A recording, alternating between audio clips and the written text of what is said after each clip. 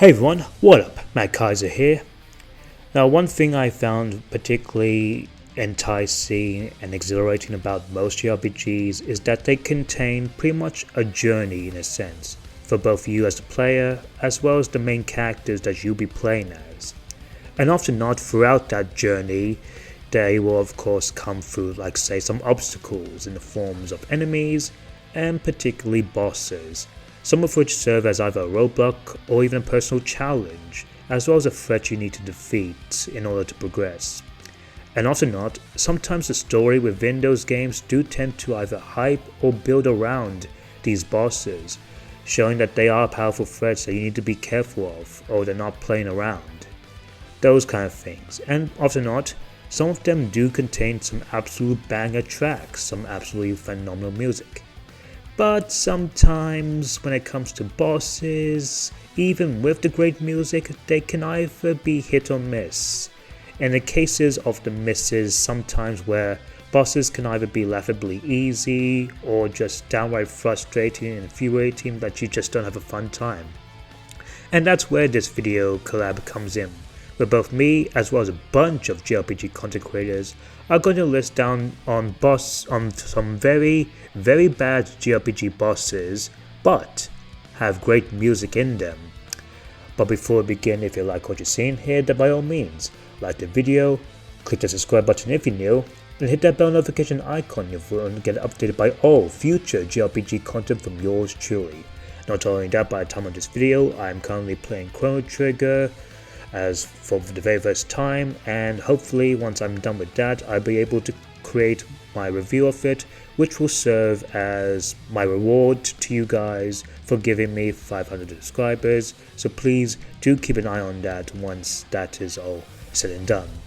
And with that, I think it's time we head back to the video, and I'm going to transition to some of my friends, so take it away. So one of my worst bosses that have really great music have to be Yevon from Final Fantasy X. It's because this boss is one of the most useless boss ever, and that's because you cannot die against him, and it is the final boss of the game, and it can actually take you a long time. Depends on how much summons do you have, and also it doesn't feel like you actually can do anything against him, because sometimes you even kill him himself, and sometimes you just need to do more buffs and just hit him, and you can just finish the fights very quickly.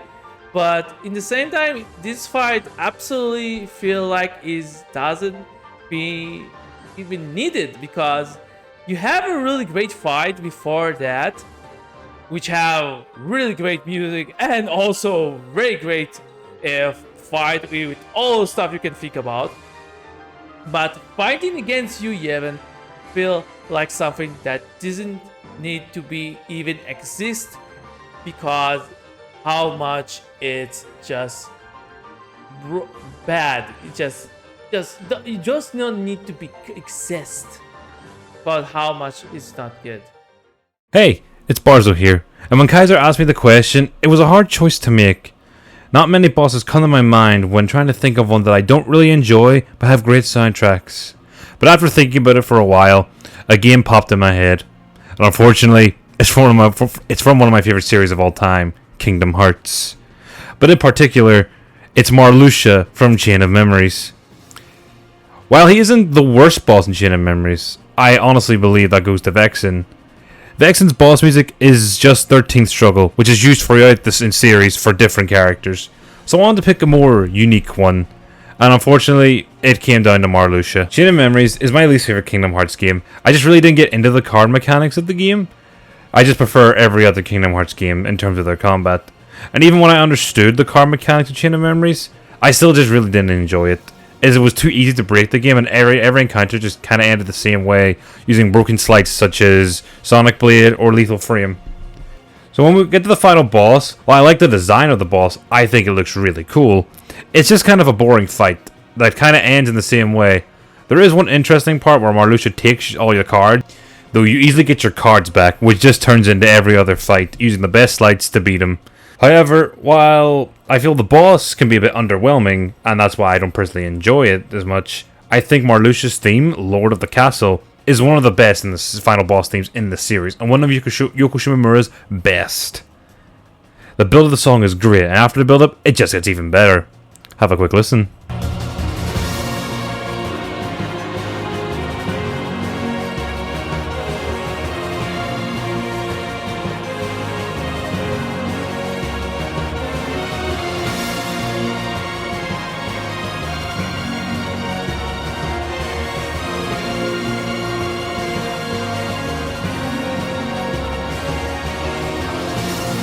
Chain of Memories is not the only time Lord of the Castle appears. It is brought back in Kingdom Hearts 3 when you fight Marluxia in the Keyblade Graveyard, and also in his data fight in Kingdom Hearts 3, but that comes with a remix. But I still think I prefer the original over the remix. There's just something about the original that the remix doesn't have, but the remix is still incredible in its own right. I definitely recommend giving it a listen.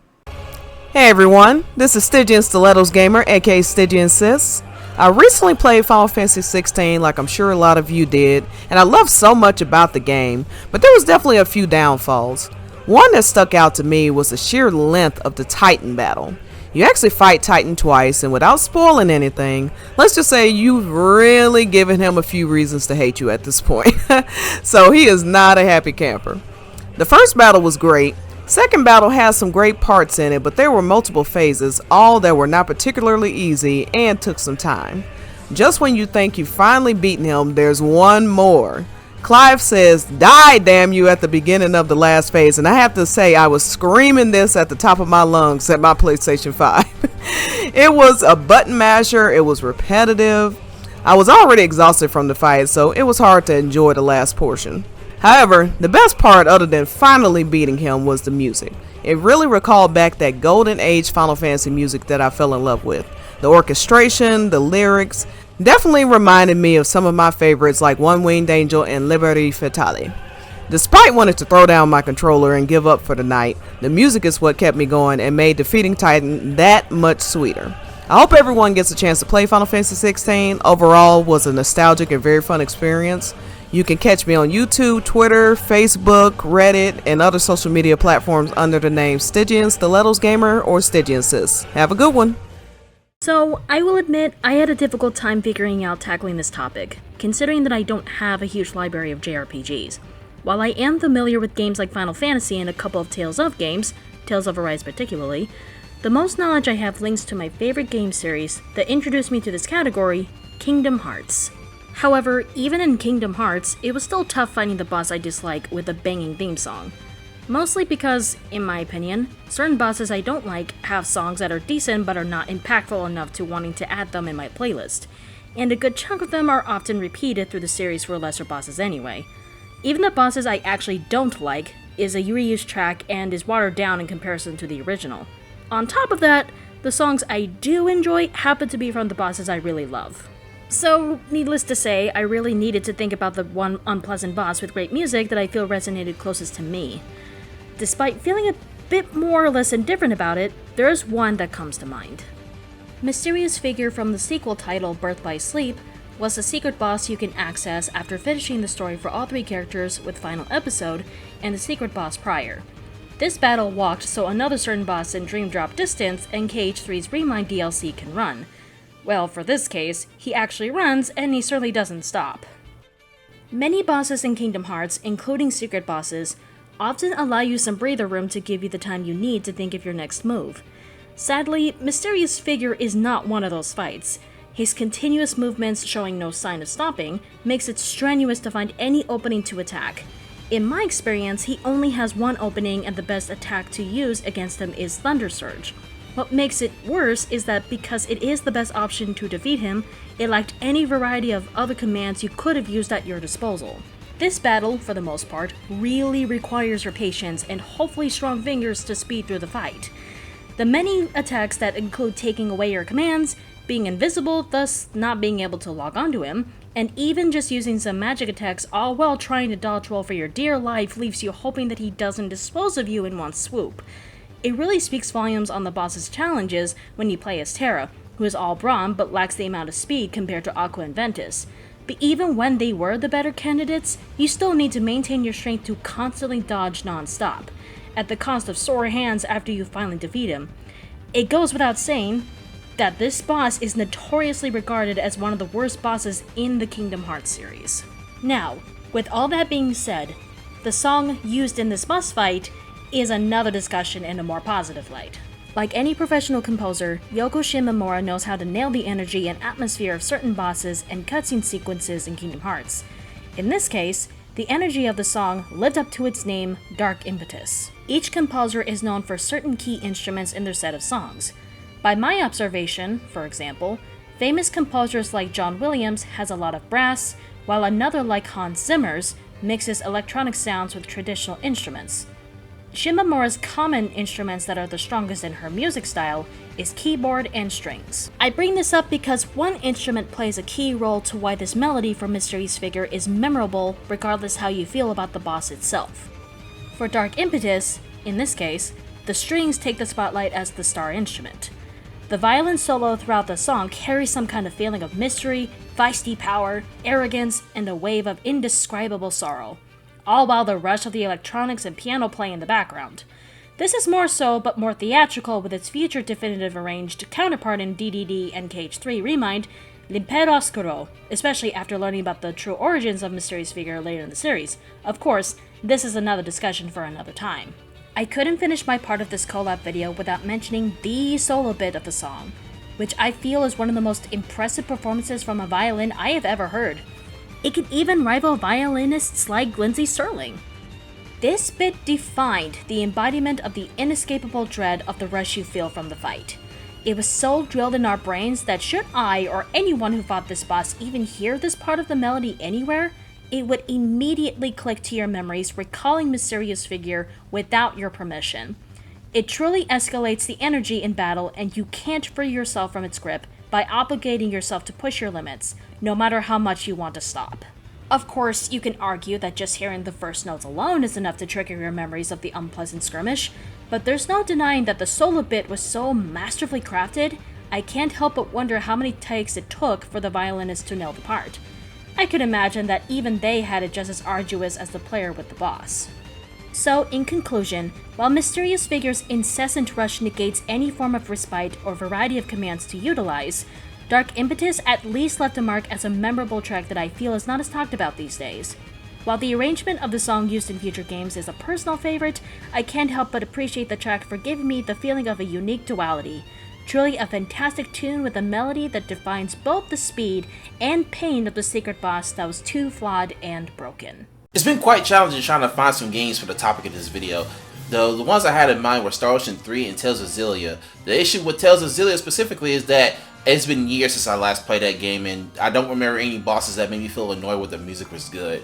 As far as Star Ocean go, there's one I have in mind, but I'd rather that one be spoiler free. So the one I end up choosing is everything about the Spellican fight from Kingdom Hearts Dream Drop Distance. The one specifically I'm referring to is the boss rush. The boss rush was something I was not expecting, and the fact that you have to fight 3 previous Dream Eater bosses up to that point, and what's the worst thing about it is that Sora is not doing any kind of damage, and that shit is irking to me, and it is really annoying the fact that I have to deal with that in a very small cramped space. Even if you do manage to dodge every attack that each one of those Dream Eaters do to you, you're going to get hit one way or another. But I will say that the song Untamable is definitely something I do enjoy listening to, especially when I'm not playing this game. It really does remind me of something like from Smash Bros. But at the same time, it's like, wow, I never thought a track like this actually sounds pretty good. And while I actually do listen to it, I probably listen to it in other turn-based RPGs, if not another JRPG. But I just want to go ahead and mention that one. And thank you, Kaiser, for letting me be a part of this video. Hey y'all, this is Princess Rose, and I'm going to talk to you guys a little bit about a fight that I could not stand at all. It pissed me off every single time I played it. However, the music in the fight actually redeemed it in a way. So without further delay, let's get to it. So, here I am, playing Tales of Arise, and I'm enjoying every single minute of this fantastic game. The story, the characters, the gameplay, etc, etc. This game, wonderful. 10 out of 10, 5 stars, beautiful. That is, until I met a certain bastard that really pissed me off. And his name is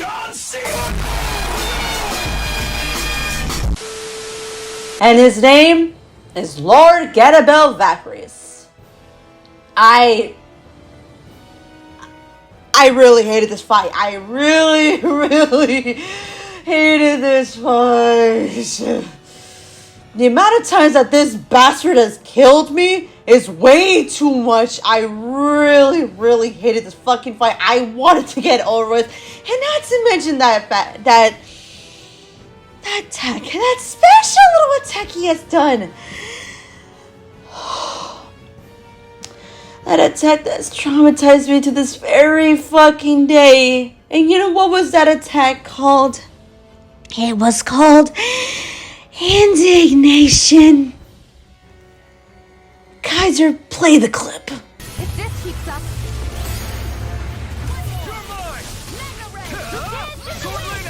while the depths of despair consume thee. Command all the animal flame. Whilst thou art cursed to expire in nothing. Come and get it. I'm out of Wait. In heavenly light. Here I come. Whilst thou counts before the gates of hell. Wait. I'm not done. Divine lightning. Just getting started. Now, here I come. The end is imminent. Indignation. I've let you all down. Insignificant worm. I really hated this fight. I hated it with so much anger and passion. I just cannot stand this fight at all. This bastard was too much of a fucking coward to literally face me on his own. Because imagine, if you will, that this bastard literally has his shield up and literally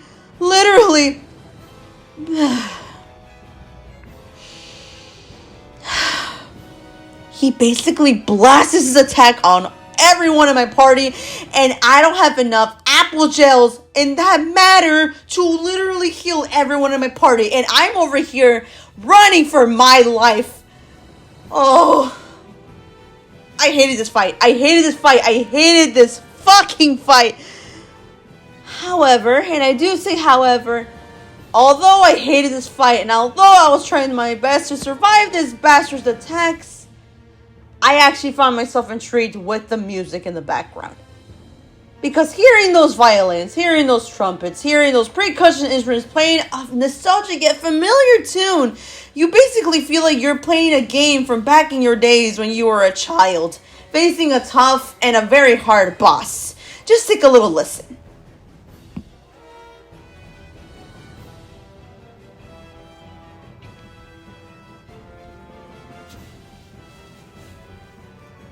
Ah, yes, the sweet sound of childhood trauma, but yet the sense of wanting to literally get through this fight because you want to continue this amazing story that you're playing.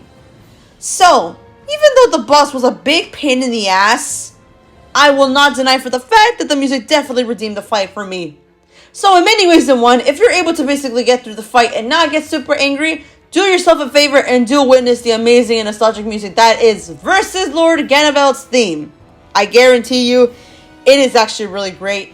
Just get through the fight, and I guarantee you the music is fantastic.